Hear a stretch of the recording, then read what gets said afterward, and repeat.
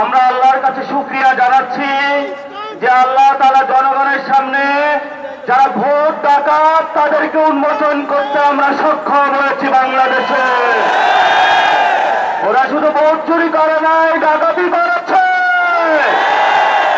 আমাদের সুস্পষ্ট অনেকগুলো দাবি রয়েছে। আজকে নির্বাচনের পরে 11 দলীয় যে ঐক্য রয়েছে, আমরা জনগণের সামনে উপস্থিত হয়েছি। আমরা প্রথমত বলতে চাই, পার্লামেন্টে যে ভোট ডাকাতরা গিয়েছে, জনগণের সামনে আমরা বিরোধী দল হিসাবে হাজির হয়েছি। আমরা রাজপথে থাকবো, কড়ায় গন্ডায় ইঞ্চি ইঞ্চি করে জনগণের উপরে যারা ভোটার ইঞ্জিনিয়ারিং করেছে, ভোট ডাকাতি করেছে, নতুন ভাবে জুলুম চাপিয়ে দেওয়ার চেষ্টা করছে, আমরা তাদের কাছ থেকে বুঝে নেব ইনশাআল্লাহ। আমি সংক্ষিপ্ত কথা বলবো। আমাদের ভাই শহীদ উসমান হাদী আজকে আমাদের মধ্যে থাকতে পারতেন।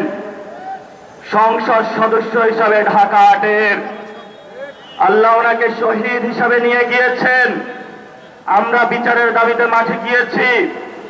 আজকেই যেহেতু বিরোধী দলীয় যাত্রা হচ্ছে এই বায়তুল মোকাররম থেকে, আমি সরকারের কাছে আহ্বান জানাবো, দেশের কাছে আহ্বান জানাবো, প্রশাসনের কাছে আহ্বান জানাবো, আপনারা দ্রুত গতিতে শহীদ উসমান হাদী ভাইয়ের হত্যাকাণ্ডের বিচার যাতে হয় সেই উদ্যোগ নিন। আমাদেরকে এতদিন বলা হয়েছে বিচার এবং নির্বাচন মুখোমুখি দাঁড় করাবেন না। আমরা মরিয়া প্রমাণ করিলাম যে আমরা নির্বাচন বিরোধী নই। এখন সময় এসেছে শহীদ উসমান হাদী ভাইয়ের হত্যাকাণ্ডের বিচার করতে হবে। তৎকালীন সময়ে সংস্কারের নিয়ে বলা হয়েছিল, সংস্কার এবং নির্বাচন বিরোধী করার চেষ্টা চালানো হয়েছিল, ট্যাগ দেওয়া হয়েছিল, ওরা নির্বাচন চায় না। আমরা তোমাদের চোখে আঙ্গুল দিয়ে দেখিয়েছি আমরাই বাংলাদেশে গণতন্ত্র চাই, তোমরা চাও ভোট ডাকাতি করতে। এখন সময় এসেছে, কোন 9-6 চলবে না।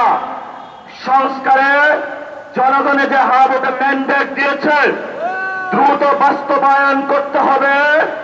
সাথে সাথে বাংলাদেশে সন্ত্রাস, চাঁদাবাজি, দখলদারিত্ব বন্ধ করার উদ্যোগ নিতে হবে। এবং নির্বাচনের আগে আমরা এই বায়তুল মোকাররমে দাঁড়িয়ে একটি প্রটেস্ট করেছিলাম। ভোট ডাকাতির জন্য আমাদের জামাত ইসলামের এক ভাইকে খুন করা হয়েছিল। আমরা বলেছিলাম আমরা আবার আসবো, দ্বিগুণ হয়ে আসবো, এসেছে দ্বিগুণ হয়ে। আমাদের ভাইয়ের হত্যার বিচার বুঝে নিতে হবে।